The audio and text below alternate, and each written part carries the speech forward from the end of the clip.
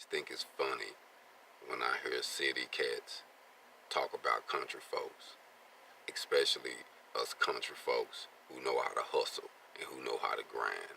And when you look at the way they living and how they maneuvering and how they doing their thing, you thinking like, damn, you call me slow, but then you living like this.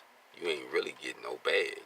You know what I'm saying? You using credit as a face card. You see what I'm saying? But if we snatch that shit, what do you get? You see what I'm saying? Nah, us country folks, us real grinders, we learn how to get it out the mud, homie. You see what I'm saying? We learn how to really work with our hands. We learn how to work with our minds. We learn how to hustle. Whatever it took, we gonna make that shit happen.